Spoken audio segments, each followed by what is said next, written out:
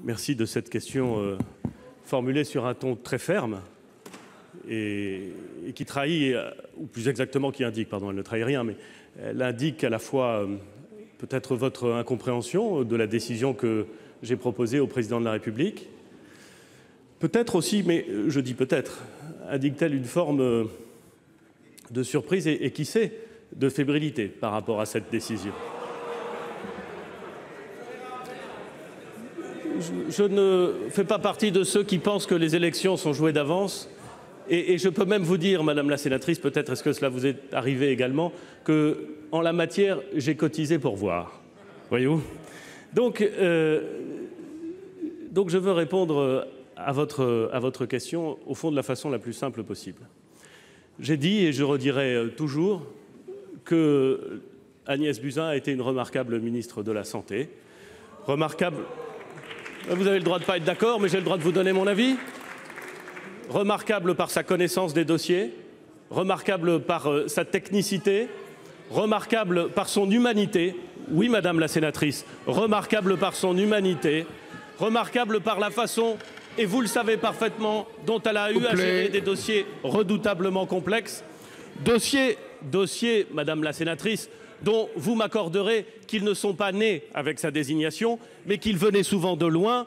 Les difficultés du système médical, les difficultés du monde hospitalier ne sont pas nées il y a 2 ans. Il faut y répondre. Chacun essaie de faire de son mieux. Et je veux dire combien Madame la ministre Agnès Buzyn a été, en la matière, engagée, compétente et remarquable. Elle a choisi de s'engager dans un combat politique. Elle a eu raison. Elle a eu raison, Madame la sénatrice. Et je suis surpris, Madame la sénatrice, qu'un certain nombre de ceux qui, parfois dans cet hémicycle, et souvent à l'extérieur, reprochaient à tel ou tel membre du gouvernement sa prétendue déconnexion avec le monde réel, puissent aujourd'hui s'étonner de ce qu'une ministre choisisse d'aller défendre ses idées et son projet dans une élection municipale. Pour la remplacer, Madame la sénatrice.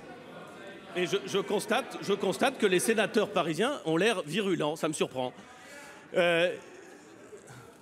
Vous allez voir, tout va bien se passer.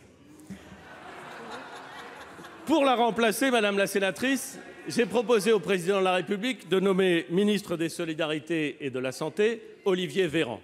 Vous le connaissez, c'est un député compétent qui a la triple caractéristique, qui ne me semble pas inutile en la matière, d'être à la fois médecin hospitalier, rapporteur général de la Commission des affaires sociales et par ailleurs bon spécialiste du dossier des retraites puisqu'il était rapporteur du projet de loi organique en matière de réforme des retraites. Autrement dit, Madame la sénatrice, il me paraît avoir les compétences dont nous avons besoin pour faire face aux dossiers que vous avez cités, qui sont des dossiers importants, délicats, sur lesquels il est déjà un excellent connaisseur et sur lesquels vous aurez l'occasion de voir, j'en suis sûr, Madame la sénatrice, et vous n'en serez pas surprise, qu'il est parfaitement compétent et parfaitement efficace. Autrement dit, Madame la sénatrice, il y a des élections municipales et c'est tant mieux.